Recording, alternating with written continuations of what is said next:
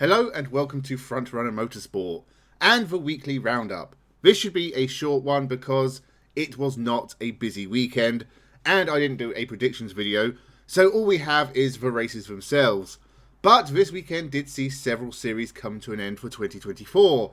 We will be looking at the final round of Super Formula from Suzuka, the final round of NASCAR from Phoenix, the final rounds of World Rallycross from Turkey, and the final rounds of Euro Cup 3 from Barcelona. So we have a lot of champions to crown, and of course a lot of action from the world of motorsport to discuss.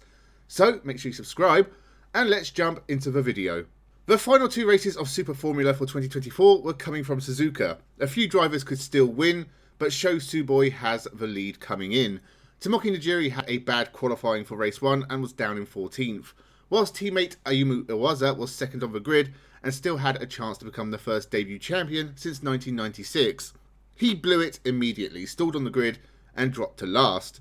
Ren Sato had a great start to the race and was running in second, but he lost a wheel after his pit stop and he was out of the race.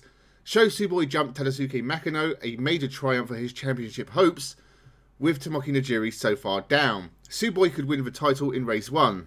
The freewheel disease was contagious. Hibiki Taira came out of the pits minus an important wheel, and the Impul car was also out. That brought out a safety car, which made things very interesting indeed. We got more incidents with Ukyo Sasahara and Kazuya Oshima making contact. That brought out another safety car straight after.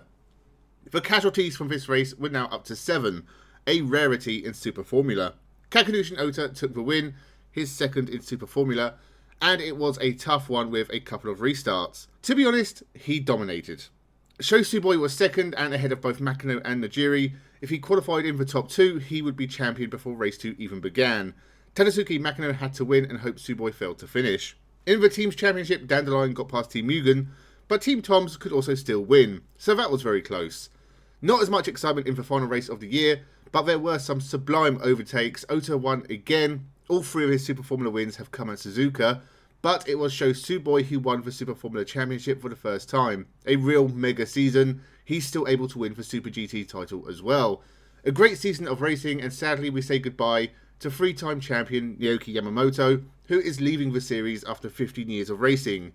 One legend leaves as a new one is created in 2024. The final round of NASCAR from Phoenix and the fight between the final 4. The race started with Ty Gibbs hitting the wall hard for an early yellow, but that was not the only car in trouble. The safety car crashed entering the pit lane, the driver of which will now be shot out of a cannon, I imagine.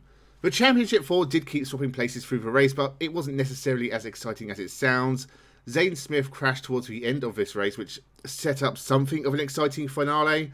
Joey Logano held off Ryan Blaney to take his 3rd NASCAR Cup, not a deserved championship win, which you will all know if you watch my video on Friday. Christopher Bell should be champion. The playoffs are ridiculous. You can't take NASCAR seriously. It's not a competitive sports series. This was a really annoying ending to a series I want to like, but frequently irritates me. World Rallycross is also coming to an end from Turkey instead of China after the latter round was cancelled. Johan Kristoffersson could only lose the championship if he was attacked by a baboon and spent the weekend in hospital. But let's try and pretend we're watching something exciting. Johan Kristoffersson won the championship in the heats. Actually, don't bother pretending to be excited. It's not worth the energy. We had a few new drivers for this final round, but they couldn't stop Kristoffersson from giving the win in Semi 1 to teammate Ole Christian Veiby. Patrick O'Donovan spun at the start of Semi 2, but still caught and passed Clara Anderson, and even got onto the back of Nicholas Gronholm to get into the final. A lot of damaged cars in this one.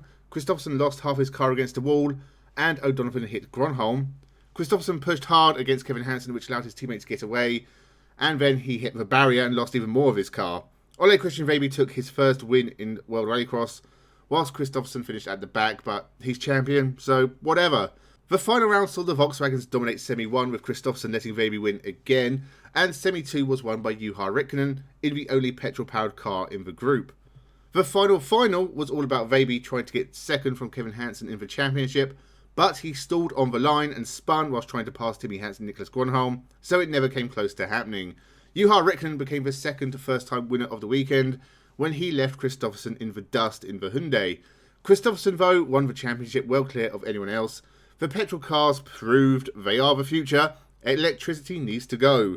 Hopefully every car will be petrol in 2025, and the series can heal and get back to being the awesome championship it once was, forgetting the last few years ever happened. Finally, let's take a look at the final round of Euro Cup 3 for 2024 from Barcelona in Spain. Javier Segura versus Christian Ho. This race was a bore, nothing happened. Emerson Fittipaldi won from Christian Ho, so at least we had a title fight going into the final race. Javier Segura just had to finish in the top 6 in the final race to be champion. Race 2 wasn't exactly thrilling. Christian Ho won, but it wasn't enough to beat Javier Segura, who wins the Euro Cup 3 championship. Christian Ho won the last race of 2024, but no one was sure if that meant he was champion or not. There were penalties being appealed, and it was very, very close. In the end, Javier Segura was declared champion. Boring races, but it'll be interesting to see where some of these drivers end up in 2025. So that was all the action from the past weekend. What was your race of the weekend? Mine has to be the first Super Formula race of the weekend. So rare to see so many retirements in that series, but we also had some great battles and some great overtakes. And the race did at least give a slim hope of a championship fight into the final race. Let me know your race of the weekend in the comments below. Next weekend is also not majorly busy, but we do have the Macau Grand Prix Festival, which will go on most of the week and has a whole host of races worthy of your attention.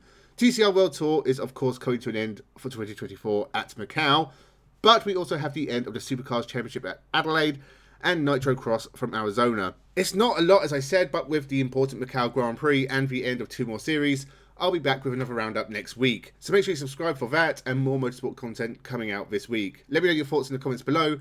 Thank you for watching and have a good one.